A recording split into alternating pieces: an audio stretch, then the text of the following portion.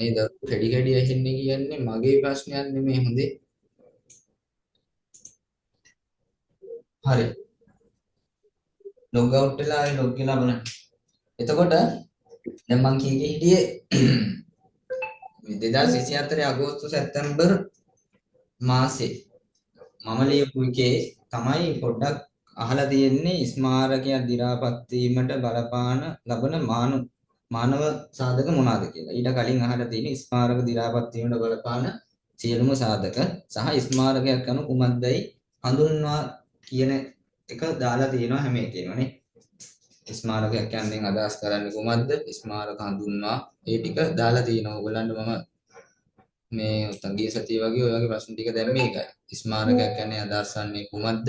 හඳුන්වා ස්මාරක දි รา පත් වීමට බලපාන සාධක. විවිධ හේතුන් මත යම් රටක පවතින ස්මාරක දි รา පත් වේ.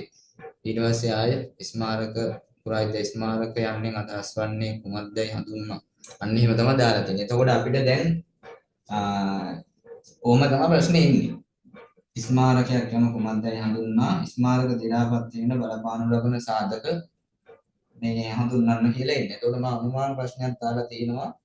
ස්මාරකයක් යන කුමක්දයි අර්ථකථනය කොට පැරණි ස්මාරක දි รา පත් වීම සඳහා බලපානු ලබන සාධක උදාහරණ දෙමින් පැහැදිලි කරන්න. ඔක තමයි ප්‍රශ්නේ. ඔක තමයි අද පාඩම.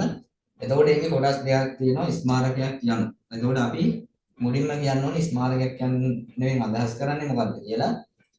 ඊට පස්සේ කියන්න ඕනේ ස්මාරක දි รา පත් වීමට බලපාන ලබන සාධක. හරි. ඊට පස්සේ අපි කතා කරමු ස්ථානීය රුධිරී සාධක. දැන් එතකොට අපි ඉස්සෙල්ලාම අපි කතා කරන්න යන්නේ ස්මාරකයක් යමු. හරි.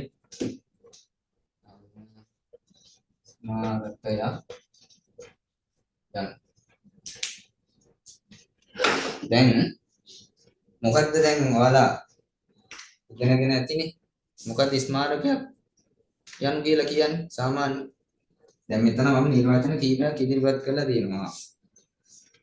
නේ? නිර්වචන කියන්නේ ස්මාරකයක් යන්න කොහොමද අදහස් කරන්නේ කියලා සරල එකේ ඉඳන් සංකීර්ණයකට මම ගිහින් තියෙනවා. එතකොට දැන් ඔයාලා මේ ෆස්ට් ඉයර් සෙකන්ඩ් ඉයර් වගේ නෙමෙයි. දැන් තර්ඩ් ඉයර්නේ. එතකොට ඔයගලන්ට එක නිර්වචනයකින් ස්මාරකයක් කියන්නේ මේකයි කියලා ඔයගලන්ට මේ කියලා ඉවර කරන්න බෑ. එහෙම ඉවර කරන්න බෑ. ඕන එක්කෙනෙක් දැන් උතන තියෙනවනේ මෙහෙම දෙයක්. මම උතන දැන් ස්ථානයක් දාලා තියෙනවා. පළවෙනි එක තියෙනවා සරලම එක. අතීත මුතුන් මිත්තන් විසින් ඔවුන්ගේ අවශ්‍යතාවයන් සඳහා නිර්මාණය කෙරුවා වූ භෞතික වස්තුන් ස්මාරක ලෙස හඳුන්වයි. කෙනෙක්ට ඕක ලියලා නිකන් ඉන්නත් පුළුවන් ස්මාරකයක් යන මොකද්ද කියලා. හරිද? මේකට හම් වෙන සම්පූර්ණ ලකුණු ටික හම් වෙයිද ඔය නිර්වචන ලියුවට? අපි කියමුකෝ ලකුණු 5ක් දෙනවා කියලා. ස්මාරකයක් යන කුමක්ද කියන එකට. හම් වෙයිද ඔය ඔක ලියුවම? අතීත මුතුන් මිත්තන් විසින් ඔවුන්ගේ අවශ්‍යතාවයන් සඳහා නිර්මාණය කෙරුවා වූ භෞතික වස්තුන් ස්මාරක වශයෙන් හඳුන්වයි කියලා 5න් 5ක් හම් වේද? 5න් 5ක් හම් වෙන්නේ නැහැ. උචාන්ත වේගල 5න් එකක් දෙයි ඕනේ. මේක මේ උපාධියක් ගන්න අවසන් වසරේ කෙනෙක් ලියන එකක් නෙමෙයි. පුරා විද්‍යාව ඉගෙන ගන්න. හරි.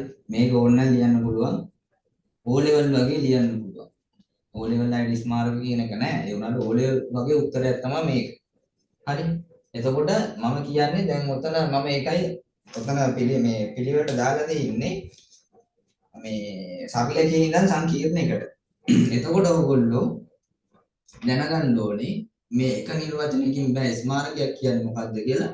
ඔයගොල්ලන්ට පුළුවන්කමක් තියෙන්න ඕනේ මේ නිර්වචන දෙක උපරිම අඩුම තමයි දෙකට වැඩි. ඒ කියන්නේ තුනකින් වගේ කියන්න මෙන්න මේකයි ස්මාරකයක් කියන්නේ කියලා. දැන් අතීත මුතුන් මිත්තන් විසින් ඔවුන්ගේ අවශ්‍යතාවය සඳහා නිර්මාණය කෙරුවා වූ භෞතික වස්තුන් ස්මාරක කියලා කියන්න පුළුවන්. ඒ වුණාට ස්මාරකයක් කියන්නේ මොකද්ද? ස්මාරකයේ අන්තර්ගතය මොකද්ද? කොයි වගේ දේවල්ද ස්මාරකයක් කියලා හඳුන්වන්නේ කියලා ඒක ඇතුලේ නෑනේ. ඒ හින්දා හැමතිස්සෙම මේ මෙතන උත්තරයක් ලියනකොට අඩඩාවට ලියන්න යන්න එපා. මේක විශේෂයි. මොකද අනිත් එක දැන් තර්ඩ් ඉයර්නේ වැඩියෙන් බලනවා. හරි. ඒ හින්දා අඩුපාඩු තියෙද්දි මේක ස්මාරකයක් කියන්නේ මේකයි කියලා සරලම එකකින් කියන්න එපා. ඔය වගේ සරලම අය 10 දෙනෙක් විතර ලියලා තිබ්බොත් පේපර්ස් 10 එක ළඟ තිබ්බොත් එහෙම මල කෙලියයි වෙන්නේ.